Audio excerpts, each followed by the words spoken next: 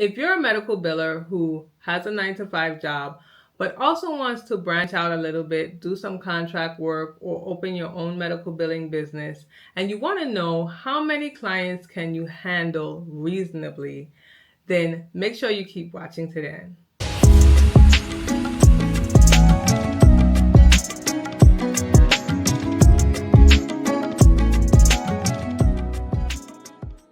So someone left a comment on one of my videos asking how many clients do I have as a part-time medical biller. And I thought it was a great question because everybody's answer to that is going to be a little bit different. So my disclaimer for this video is that you have a full-time job and that you're doing it alone. Because if you don't have a full-time job and you have more than one person helping you, then you can handle more clients than what I'm going to be discussing in this video. But this video is particularly for those people who have a job, a full-time job, whatever that job might be, and then you also want to branch out as a part-time contractor or a part-time billing business owner. So first you want to figure out how many available hours do you have in a day. So this one for me is the most important because you can only do so much as one person.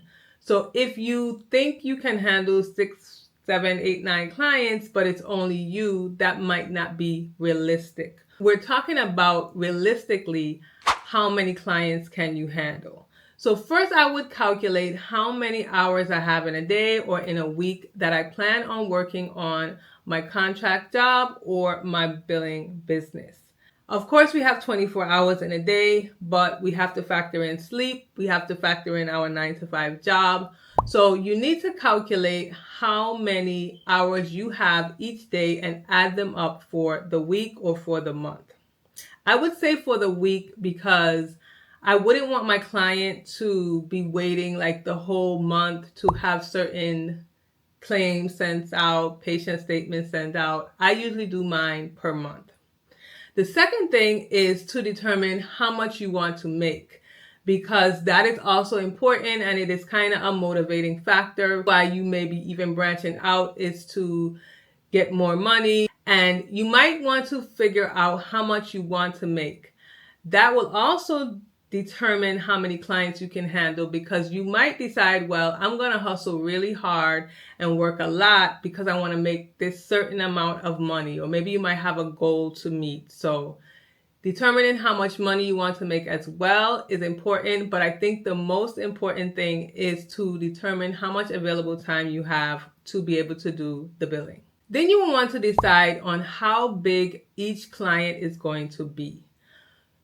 So there are small clients, there are medium clients, there are big clients, and you want to determine which ones you want to work with.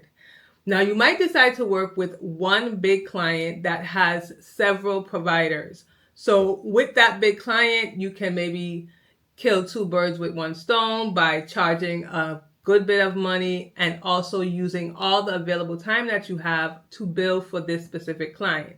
Because if the client has a lot of providers, then you most likely will be doing a lot of work most of the time. The second thing is to determine what services you're going to offer. Because if you're offering services such as eligibility, pre-authorization, things like that, then you're going to have to probably do those duties daily, especially maybe if it's a big client, you might have to do those daily or every other day. It just depends on what you want to do. So I would determine how big a clients do I want. Do I want to start with small clients? Do I want to start with bigger clients?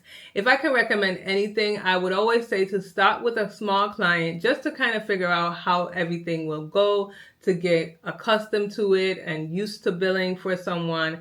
And then you can branch out from there to go to maybe a medium client or a bigger client. Now remember, if you have any questions about opening your medical billing business or starting a part-time contractor work, just branching out a little bit, you can always schedule a one-on-one with me and I can do some personalized talking to you. You can ask questions, you can ask specific questions that you have that maybe I'm not answering in these videos, so that you can start your medical billing business and have confidence that you can do it. The third thing I would want to do is to Find out if I will be getting help from the practice that I'm working for. Now, this, of course, is if you already have a client in mind or if someone has contacted you to do their billing. So you would need to know if the practice is going to be helpful. Now, if you're going to be a part of a practice or billing for a practice that has a lot of issues, maybe their old biller wasn't doing good, so now you're trying to do a lot of cleanup. Maybe they have issues with the front desk or the providers not turning in information on time. All of those things will affect how long it's going to take you to actually do the billing each week, and it can make things harder for you. So sometimes it's a good thing to bill for a client who maybe have some AR issues and things that's going on. But then you have to remember that now you're trying to clean up those issues, you're trying to get them back on track, and that may take a lot of time, especially at the beginning. So when I am deciding on whether or not I'm going to take on a client, I usually do a free consultation with them. We kind of just talk where I can ask them questions, who was billing for them before, what were the issues that they were having, and it can kind of give me an idea of what I will have to deal with in the long run. Even though I do this initial consultation, sometimes I get in and I notice something completely different. So I have been also doing a additional, well, I wouldn't say a consultation, but more like an analysis so that I can really look into their practice management system, talk to some of them, the manager, whoever, so I can find out more about what's going on so I can decide whether or not this client is going to be a good fit for me, especially if I only have 10 hours a week to do their billing and they have a big project or they are going to need way more than 10 hours for me to do their billing. Second, I would find out about communication, because communication is the most important thing when it comes to billing.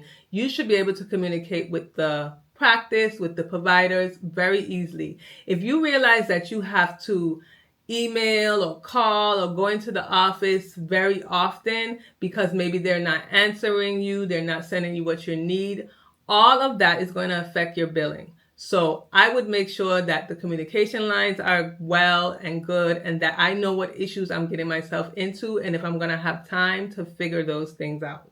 The fourth way I would know how many clients I can handle is if I'm familiar with the specialties that I'm billing for. Now, if you have decided that you're going to just bill for one specialty, you're going to master that specialty, then you may be able to handle a lot more clients than if you have a lot of different specialties. Now, as for me, I had one OBGYN client, one general surgeon, and one pain medicine client. And that was the most I had at one time. And I had to actually learn pain medicine and learn general surgery because my specialty is OBGYN. And I did want to stick to OBGYN, but we didn't have a lot of providers and I was just trying to branch out. I always love to learn new things, so I just been branching out.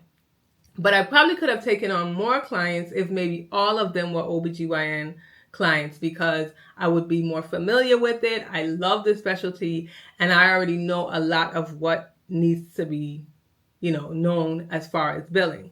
So if it's a new specialty, I would say for you to maybe start off with that one new specialty, figure out if maybe you're going to stick to that. If you're going to branch out, then maybe you want to go slow and take another type of specialty, see how that goes, and just kind of continue on. I'm not going to say you have to stick to one specialty, but the better you know that specialty, the easier it will be for you to bill, and you may be able to get a lot of clients in that particular specialty. And then the systems and the processes in place in the practice are very important as well. When I say that, I mean the practice management systems that the provider uses, other systems as far as the revenue cycle, how it goes, from the beginning to end as far as check-in, triage, billing, coding, checking out, all of that is going to matter to you. Because if their system is not set up correctly, it will definitely affect your billing.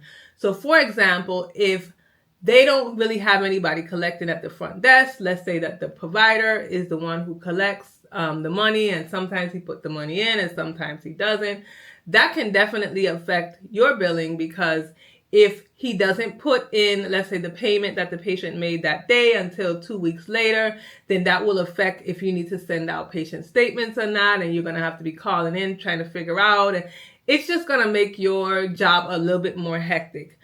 Or let's say that the provider doesn't have a practice management system. So let's say you have to input all of the codes, or they write on a super bill and they give you the super bill and you have to input the codes into a system that you had to buy, or maybe you have to write the claims. I mean, there are a lot of different scenarios. Now, you might say, we don't write claims anymore, everything's electronic, but not all providers are like that. So you actually just need to find out. Now, you don't have to take a provider that doesn't have a practice management system.